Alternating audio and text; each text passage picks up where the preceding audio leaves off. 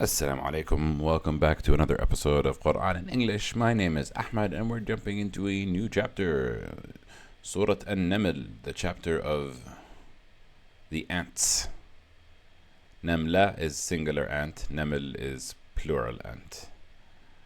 So it's the ants. There's an S at the end. But yeah, before we get into it, let me explain what I'm doing here. I am learning about the Quran. I speak Arabic, but my Arabic isn't the best. I'm learning how to read it, and I'm discussing my understanding of it in the hopes of learning, and I hope that you learn too. So if you like this type of content, feel free to continue. If you get triggered by mistakes, then do not. Cool. Okay. Alright, off we go. أعوذ بالله من الشيطان الرجيم. بسم الله الرحمن الرحيم. Before I do this, which I'm saying Bismillah. Chapter the ants. I didn't give a hint about it on the last episode. We were talking about Sulaiman, King Solomon of the Jews, the son of David. Very exciting. So this is more story time, which I love story time in the Quran. But I kind of missed lessons, but we'll get there when we get there. But yeah, story time. It's going to be interesting. It's going to be exciting. Let's go. أعوذ بالله من الشيطان الرجيم. بسم الله الرحمن الرحيم. طاسين تلك آيات القرآن استغفر الله العظيم. طاسين تلك آيات القرآن وكتاب مبين. طاسين, the Quran starts many times in many chapters with letters that we don't say as a word. We don't say tas, we say طاسين.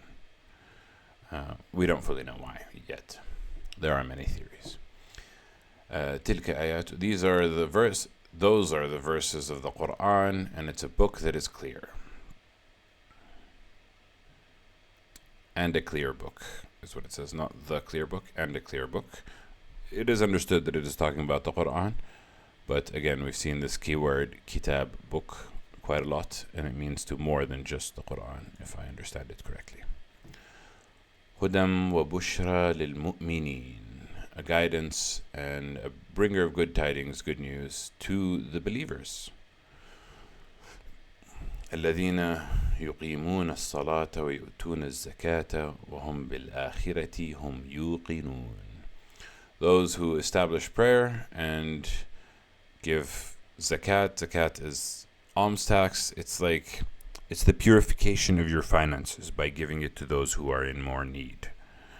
Understanding that everything comes from God, and so everything belongs to God, and so whatever wealth you have gained is because of the boons that you have received from God and the blessings that you have received from God. So giving back is an essential part and an essential tenet of Islam, to give back what you have gained. Not all of it, but a portion, a fraction of what you give.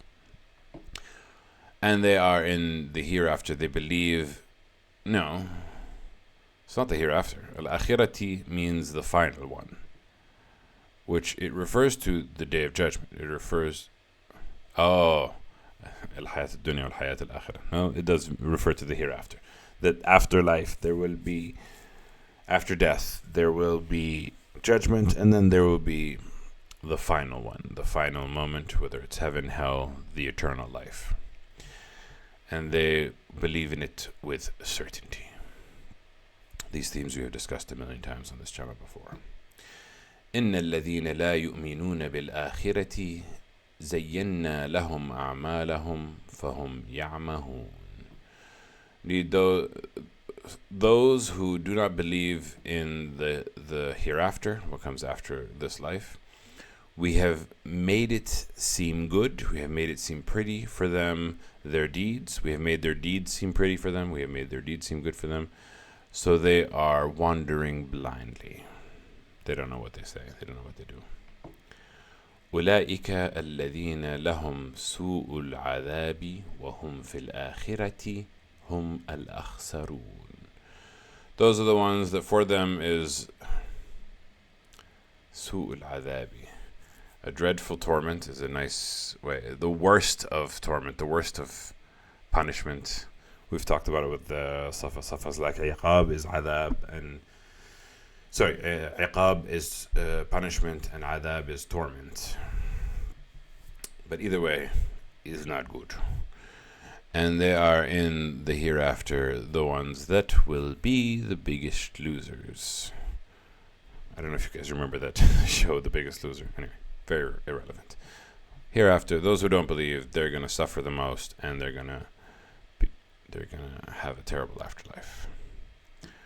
وَإِنَّكَ لَتُلْقَى الْقُرْآنَ مِنْ لَدُنْ حَكِيمٍ عَلِيمٍ.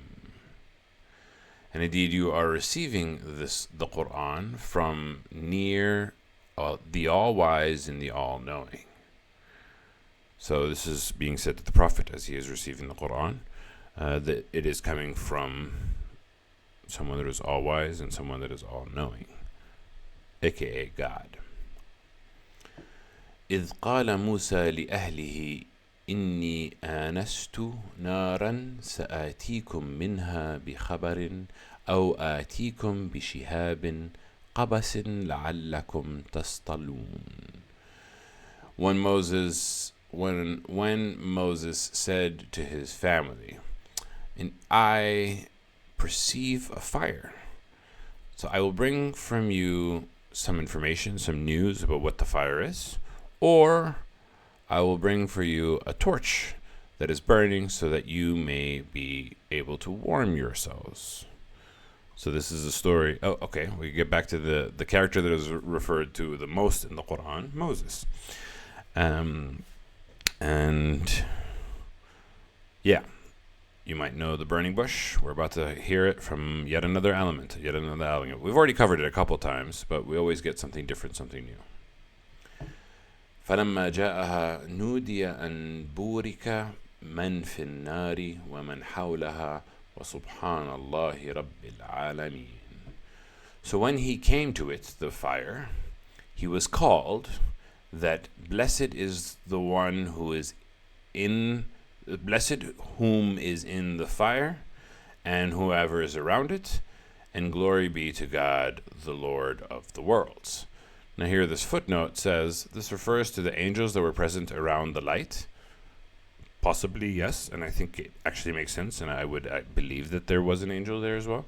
But it specifically says, blessed is whom in the fire, who's in the fire.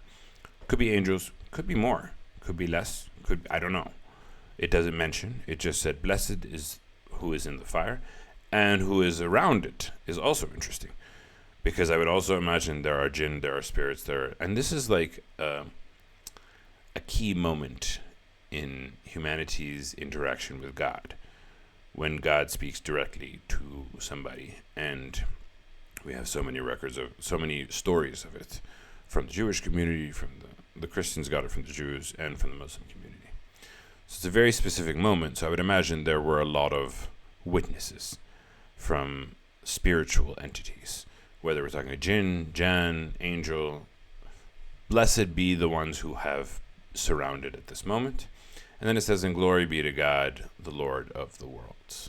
Subhanallah Rabbil Alameen. In the beginning, when I first read it, Burika man fin nar, I was like, blessed is the one who's in the fire. I was like, is that talking about God? I don't think it is, because in the same verse it's saying, and glory be to God. So blessed is the one in the fire, and the ones around it, glory be to God, Lord of the worlds. Cool.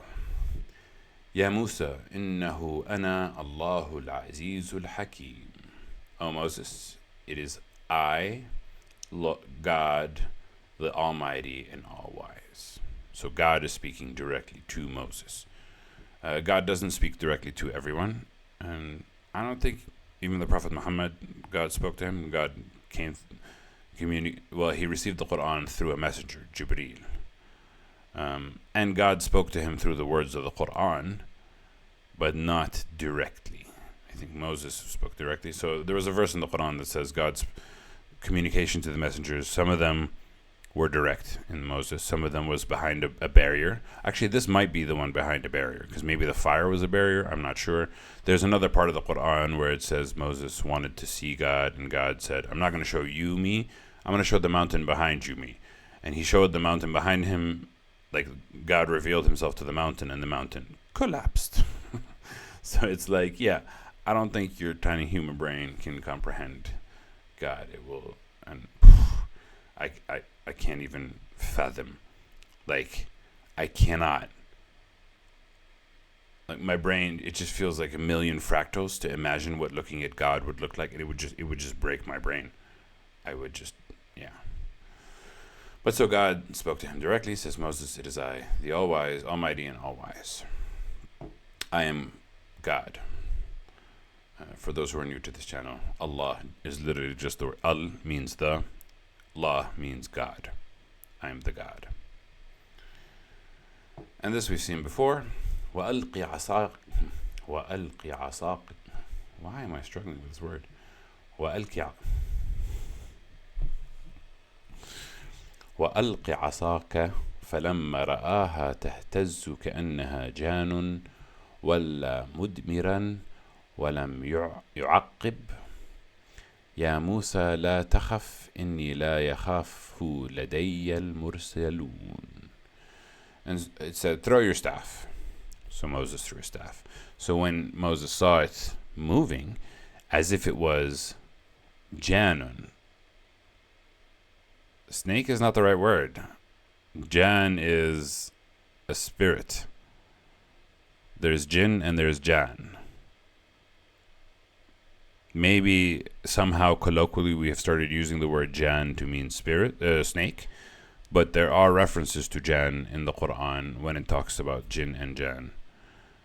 So I don't think snake is the right word. It's slithering like a snake is probably what it did, but it looked like it was possessed. I think that's the idea behind it. Not the movements it was making that was, oh, it's like a snake, therefore I'm scared. It's the fact that his staff is moving. The fact that it has come to life. It looks like it's possessed. At least that's how I understand it. Which obviously, as you can see, both translations, slithering like a snake and were a snake, disagree with me. But that won't be the first and won't be the last. So what happens when he saw the snake moving? He turned back in flight and he did not look back. So God said, O Moses, do not be afraid. Do not, la takhaf. See, this is the right word for fear. Khawf, not taqwa. La tattaqini doesn't make sense. Don't be mindful of me. No, don't be afraid. This is the right word. Indeed, the messengers do not fear my presence, which is a very powerful statement. Inni la yakhafu ladayya al-mursalun, which is like God is saying the messengers do not fear my presence, which is a strange statement because Moses is a messenger and he is afraid. He didn't know he was a messenger at the time, but he was a messenger and he was afraid. So it's kind of like, yeah, here they said, translated to messengers should have no fear in my presence, which is kind of the idea that's understanding. But I just try to imagine, would I be afraid? And I think I would. I mean, it's intense, right? God's talking to you. إني لا يخاف لدي المرسلون. Indeed, the messengers do not. Yeah, it says do not fear, and the messengers do not fear. Not should not fear. Should is. Yeah. But in a way, you're telling him you shouldn't fear because you're telling him messengers don't have a reason to be afraid.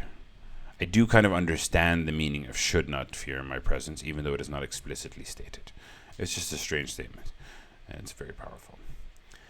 Yeah, the messengers should not fear my presence, except إلا من ظلم ثم بدل حسنا بعد سوء فإني غفور رحيم. Except those who did wrong, those should be afraid. But then they substitute to do good. So except those who did wrong should fear, except if they substitute to do good after the evil, then indeed I am oft forgiving and most merciful. So he's not saying that you should be afraid because, you're doomed and I'm going to kill you. He's saying you should be afraid because I am reminding you of my presence and my glory.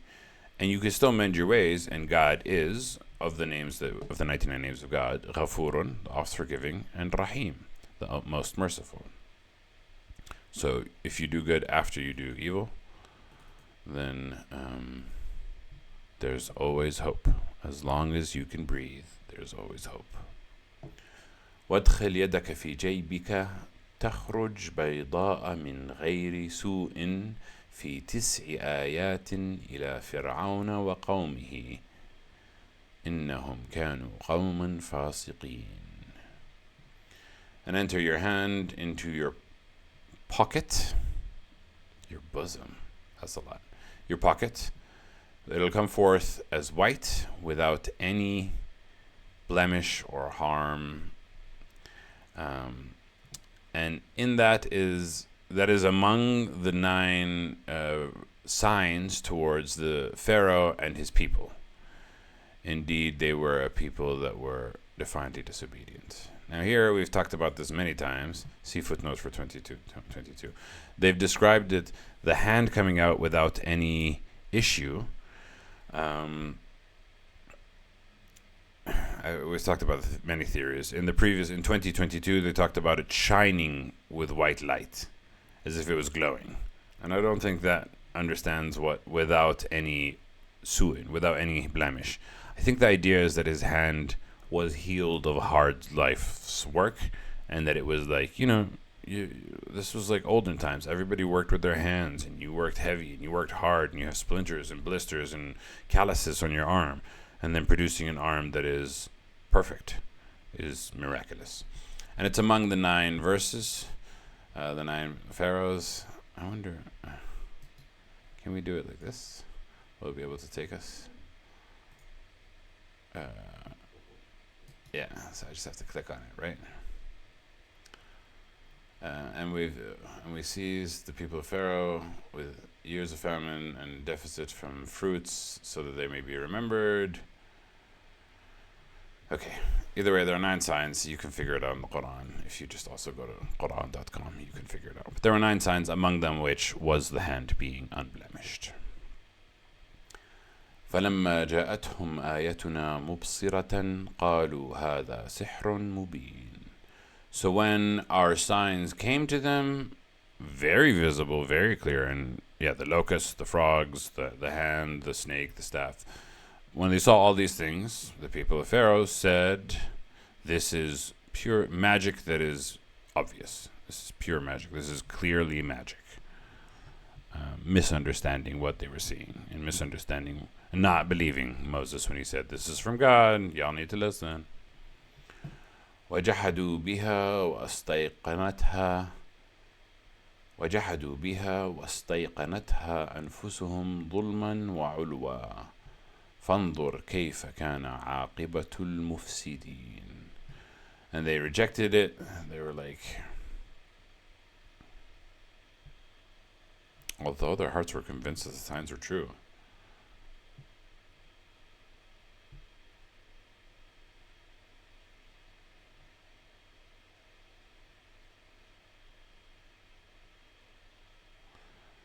وجحدوا بها واستيقنتها أنفسهم ظلما وعلوا.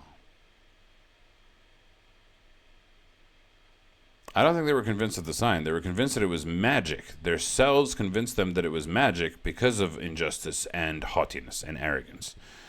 Their selves told them, this is definitely magic because it can't be God, because we're not wrong, because Pharaoh's God. That's how I understood. They rejected it because they were convinced by themselves that out of injustice and haughtiness. So see how was the end of the corruptors. We know how the Pharaoh and his people chased after Moses into the sea that was parted. Yeah, and this is kind of like, this is why they were certain that this was just magic, because they literally followed him into the Red Sea. And that's it. We've seen this story many, many times, but we kind of get a bit more feeling. What do we get more out of this time? This for me. إِنِّي لَا يَخَافُ لَدَيَّ الْمُرْسَلُونَ. The messengers do not fear me. And blessed is the one at the fire, and whoever is around it, and whoever is in the fire, and whoever is around it. Whoever is in the fire, and whoever is around it is blessed, which is very cool. We do mention the sandals at another time. But that's the end of Moses' story. وَلَقَدْ آتَيْنَا دَاوُودَ وَسُلَيْمَانَ عِلْمًا ولقد آتينا داود وسليمان علما وقال الحمد لله الذي فضلنا على كثير من عباده المؤمنين. And verily we gave Dawood and Sulaiman knowledge, and they said, praise be to God. I always prefer to say thanks be to God. It's kind of the same but slightly nuanced. It's not thanks, it is praise. But like, whenever I am feeling grateful for God, I say praise be to God. Anyway, they said, praise be to God, the one who favored us over many of his servants, of his slaves, the believers. The privilege of their ability to communicate with members of the animal kingdom. Spoilers to the next verse. Control the wind and utilize the jinn for the service. Again, all of this is spoiling what we're about to read in this chapter. وورث سليمان داود وقال يا أيها الناس علمنا منطق الطير وأوتينا من كل شيء إن هذا لهو الفضل المبين. And Solomon inherited David. David was succeeded by Solomon is not a good enough translation. Solomon inherited David. So Solomon inherited what David had. Also, there were the rulers of the children of Israel, the kings, King David, King Solomon. And he said, O people, we were taught the language of birds, and we have been given from everything. Indeed, this is surely the favor that is clear, the bounty, the greatest, the favor that is evident. We have been favored by God. Very nice, very sweet. وحشر لسليمان جنوده من الجن والإنس والطير فهم يوزعون. And it was gathered for Solomon. It was gathered for Solomon armies from jinn and men and birds, and they were set in rows. They were perfectly organized. فهم يوزعون. It's a new word for me. حتى إذا أتوا على وادي النمل قالت نملة يا أيها النمل ادخلوا مساكنكم لا يحطمنكم سليمان وجنوده وهم لا يشعرون. The armies of Solomon had come to the valley of the ants. So one ant said, O ants, enter your homes, your dwellings, so that lest you not be crushed by Solomon and his armies, and while they do not perceive. So the ants are like, the armies are here. If they come, they're going to kill us. So everybody get in your homes. And then فتبسم ضاحكا من قولها وقال ربي أوزعني أن أشكر نعمتك التي أنعمت علي وعلى والدي وأن أعمل صالحا ترضاه وادخلني برحمتك في عبادك الصالحين.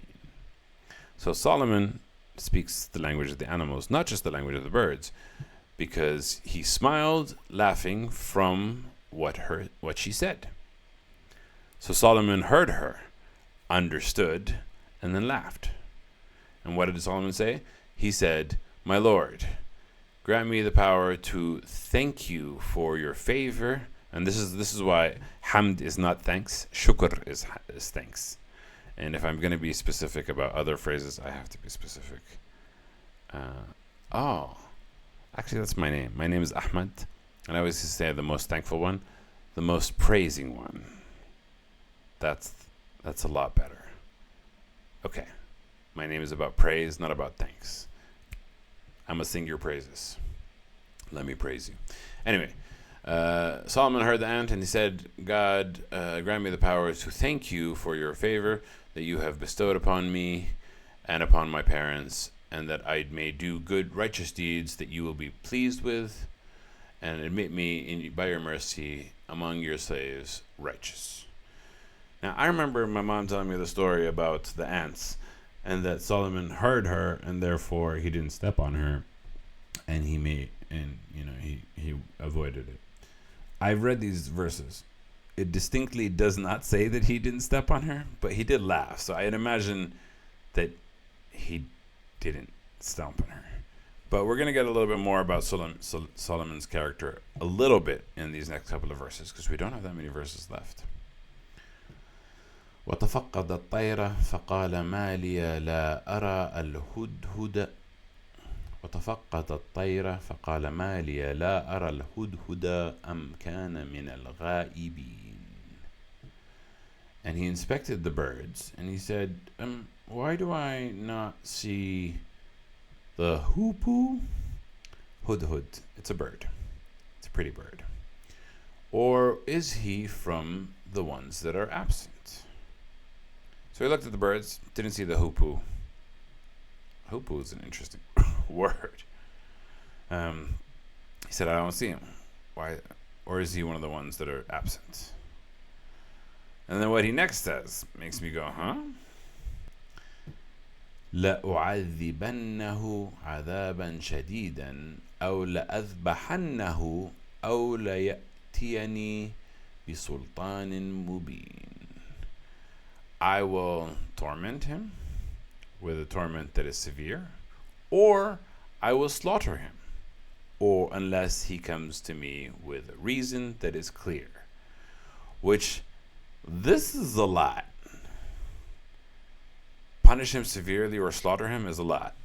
And maybe it's a part of my maturity, and I'm getting more accepting of this, because I was like, when I first read this when I was younger, I was like, geez, this is a lot. This is like an angry person. This is why you're so angry. Why? Because it's not against my nature. The more that I get older, the more that I realize that there is a war between good and evil to be had, that difficult choices have to be made when you are leading armies and fighting for God's presence, that everybody has to obey in order to be successful. So as extreme as it is, also there is, unless he comes with a reason that's clear, there is if he gives me a good reason, then fine, but like, you do also have to be Jabbar, mighty. And that's a lesson that I'm learning. I'm still not fully there, but I'm getting a bit by bit. But of course, the hoopoe had a good reason. But it just seemed like a lot. And I'm like, okay, so this person, so he won't step on ants, but he gonna kill a bird that's a part of his army because he's not there. And it's like, فمكث غير بعيد فقال أحط بما لم تحط به وجئتك من سبأ بنبأ يقين. So he stayed, it was not before long, the hoopoe stayed and came, and he landed. Then he said, I have encompassed that which you have not encompassed yet. I found something out that you don't know. I know something you don't. And I come to you from Sheba, with news that is certain. I come to you from Sheba with some definite news that you need to hear. إني وجدت امرأة تملكهم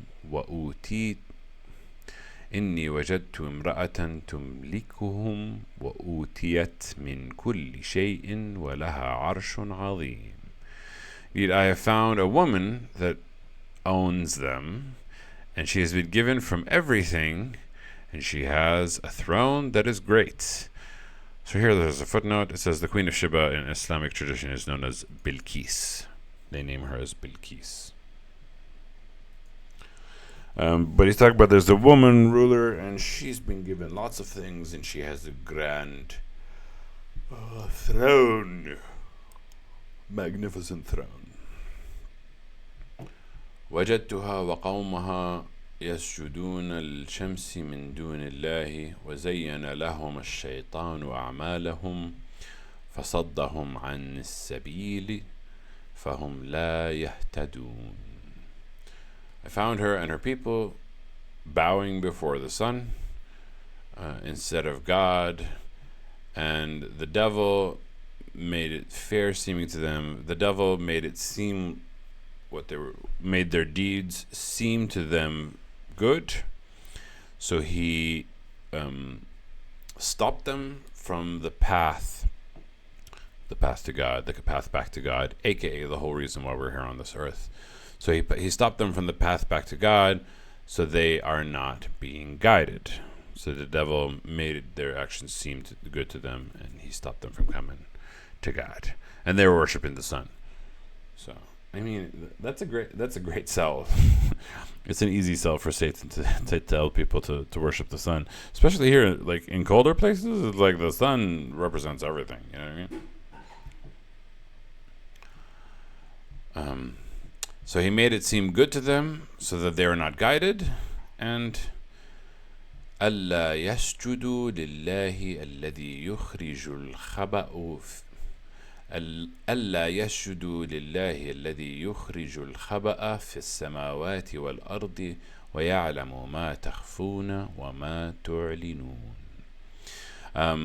That they should not bow down before God, the one who brings forth the hidden from the heavens, the skies, and the earth, and he knows what you conceal and what you declare. So he made their deeds seem appealing to them, and so that they don't focus on God, the whole reason for existence. الله لا إله إلا هو رب العرش العظيم. God, there is no God but He, the Lord of the throne that is great. And this sign usually means that we have to prostrate. Now, this is where today's chapter ends. But the next section I used to love as a child, because it's about jinn and magic and things that are cool from my perspective. So I'm excited, but I don't know when will be the next time that I do the episode. Maybe tomorrow, unlikely tomorrow. We'll see. Anyway, as usual, we always end with صدق الله العلي العظيم. Thanks for watching. I love you. Get out of here. مع السلامة. Bye.